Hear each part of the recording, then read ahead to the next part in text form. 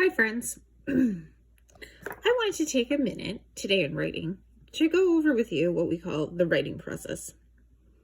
In my classroom in school, I have this giant pencil that has all of these steps. You go through the writing process every time you do a writing piece. So even though the poem we're writing is very different from the short story, we still follow the writing process. So let's see. I think we've done most of it. We spend a lot of time pre-writing. That's just when you think of ideas and you narrow big ideas into smaller ideas. Then you make a draft. I like to call it a sloppy copy. Then you go back and you revise and edit. Okay? I don't know if you've done that yet. We've talked about it. If you still have to do it, I would give it one more read through. I would make sure you have no spelling mistakes. Your capitals are where they belong. And the words are spelled right, especially what I call the snap words, or some of the troublemaker words we've been studying. Those should all be spelled correctly too. Revising is when you make it sound better. You might say, I gotta add a word, or maybe take a word away. This is where we are now. We are ready to publish. We are ready to make a final copy. And of course, it's always fun to share. And we've had some talk about having a Friday morning meeting where we can share some of our writing pieces, and that's a definite possibility. But today I want to focus on publishing. Okay, I think that today you can publish your simile poem by writing it in a Google Doc, okay? By typing it into a Google Doc, okay? If this is too tricky for you, you have the option to write it nicely on a piece of paper, draw a picture, and send it in. But I'm gonna give you a copy of a Google Doc. Because unlike our story, our poem is pretty short, okay? So it won't take us too long to type it. You can't really, in the short story writing, we learned that we have a tool in Google Docs called voice typing, right? It's down here where we can read our story and it types it for us. That doesn't work so well with poems, because in poems, we have to hit return to make the line break, okay? It's kind of fun to publish our poem in a Google Doc, okay? Because, first of all, you can make the writing different sizes, okay? I already typed mine, but this right here, see how there's a plus and a minus? This lets your font get bigger or smaller, right? So I selected the whole thing. I can go bigger by hitting the plus sign, and I can go smaller. It's also kind of fun if you jump over here, you can change the font. You can change the way the poem looks.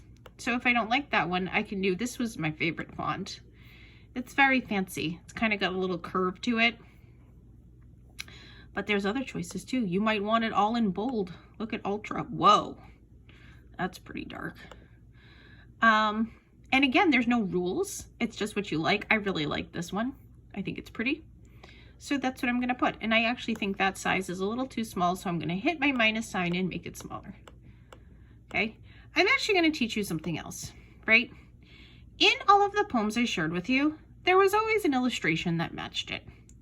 Now, if you're choosing to write it on a nice piece of paper and to draw a picture, that's fine. But if you're typing it, you might say, well, Ms. Campbell, how am I going to get a picture inside my computer? I am going to teach you a trick. Watch this. If you go up here, it says insert, right? So I'm going to click it. And I'm going to say image. And then I'm going to say search the web. So it's insert, image, search the web. Watch what happens when I click it.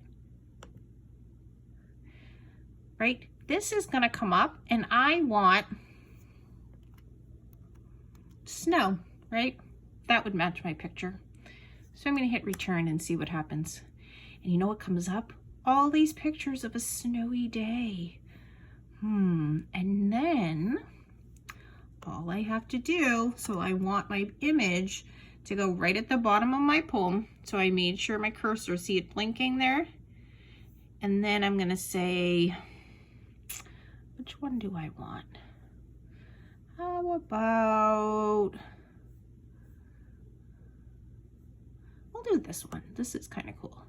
So I'm gonna click it, and then it gives me the option to insert, right? Oh, but you know what? I want it all on one page. Let's see. Oh, there we go. I just had to shrink it a little. All right. Oh, look at that. Oh, you know what it's missing though? Poems have authors, right? Just like a story does. So I'm going to go here. I want this to look very official. By Mrs. Campbell. Whoa, look at it now. Snow by Mrs. Campbell. Snow sparkles like diamonds.